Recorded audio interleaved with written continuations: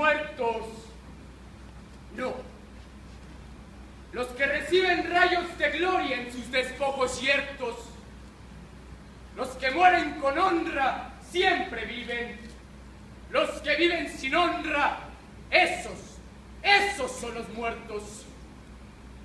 Antonio Plaza. Honorables miembros del jurado calificador, compañeros tribunos de la palabra, gran pueblo de Comitán, Chiapas, al cual agradezco su hospitalidad y deseo de oír nuestras mejores propuestas. Ante hoy tenemos el tema México en el nuevo contexto internacional.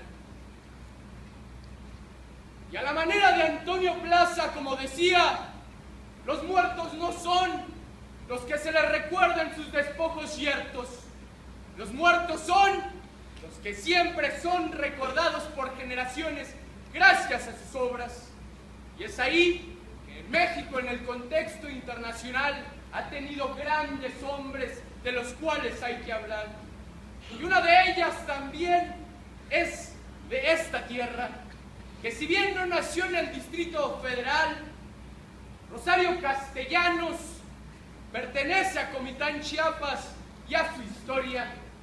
Y es por eso mismo que, como decía el Che Guevara, patria no es por la que se nace, patria es por la que se muere.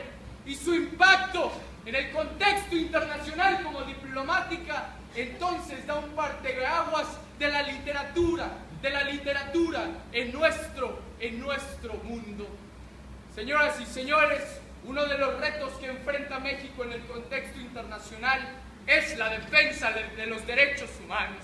Porque si bien la Corte Interamericana de Derechos Humanos, en su control de convencionalidad de las resoluciones de la Suprema Corte de Justicia de estos meses pasados, dan la facultad a todos los jueces de la nación de intervenir en el principio pro persona, aquellos que se han lacerado sus derechos humanos y que tengan entonces una mejor cabida en el sistema penal mexicano, debemos de recordar que los tratados internacionales deben ser respetados. Es ahí donde México ha fallado, porque el índice flamígero de todas las naciones está apuntando hacia nosotros en nuestra falta de respeto de derechos humanos.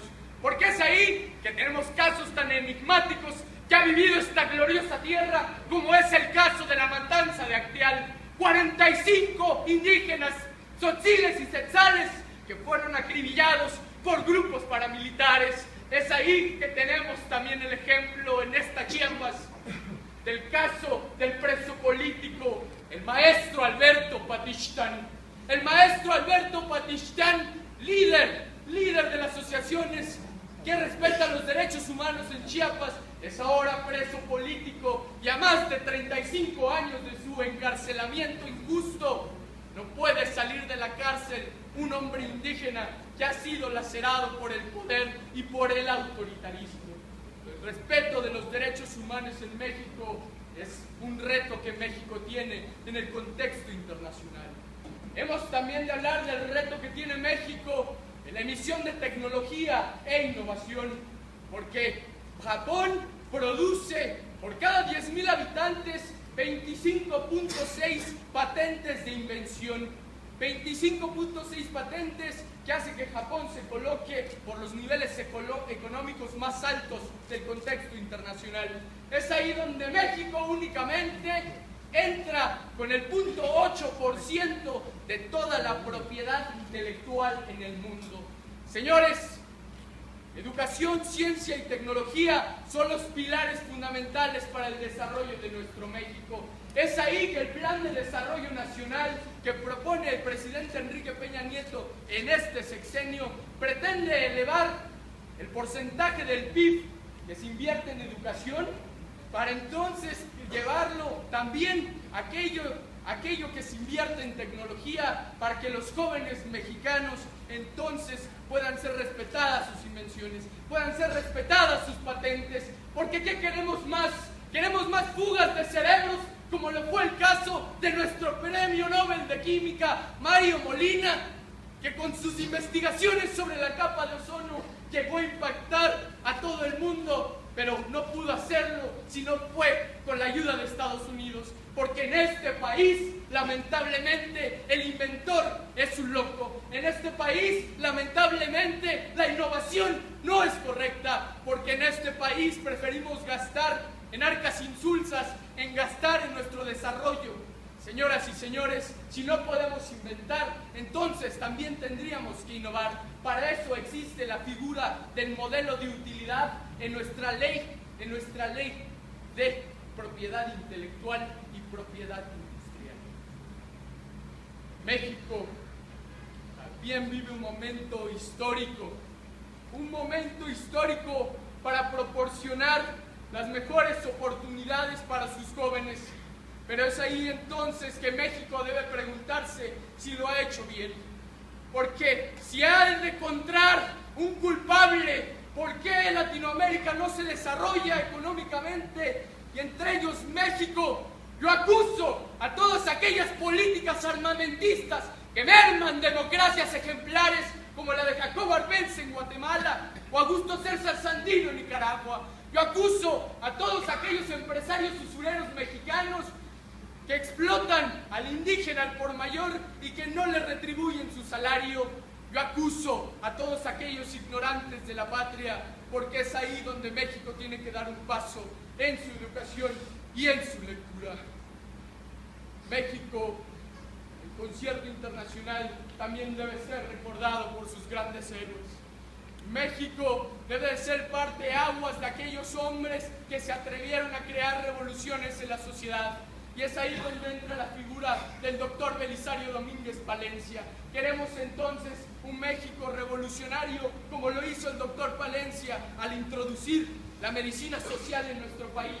En aquellos años decimonónicos, cuando la pobreza y la falta de igualdad eran el pan de cada día en esta nación, el doctor Belisario no solo regalaba la consulta, señores, sino todos los medicamentos a Comitán. Es entonces que tenemos que tener hombres de esta interesa. Y es así como México también debe de impactar en el grupo de los 20. El grupo de los 20 países más desarrollados del contexto internacional. Y con nuestra nueva cumbre y presidencia rusa debe entonces de fijarse en el plan de desarrollo anticorrupción que propone, porque ese es el lastre que ha sucumbido a México durante tanto tiempo. La corrupción, planes anticorrupción para que entonces nuestros maestros nos compren su título en las normales, para los que tengan la verdadera educación y para que entonces sean los mejores maestros los que lideren nuestras aulas y la juventud de nuestro México. Abolir la corrupción para que los diputados y los senadores entiendan entonces la representatividad de la nación. Abolir la corrupción para que entonces los 35 millones de pobres mexicanos que viven en pobreza extrema tengan algo que comer, que no mueran de diarrea, que no mueran de gripa, porque la corrupción es el lastre que sucumbe a toda nuestra nación. Y es ahí por donde se tiene que empezar, con hombres honestos y hombres de entereza. Y hoy aquí, señores, solo podremos lograr esas convicciones si somos los hombres que quería el poeta de la Revolución, Vicente Rivas Palacio, cuando decía: hombres desnudos y sin armas, pero erguidos, solo ante Dios doblegan la rodilla. Si es bandido, Señor, el que no se humilla, entonces desde hoy que me digan bandido de esta tierra.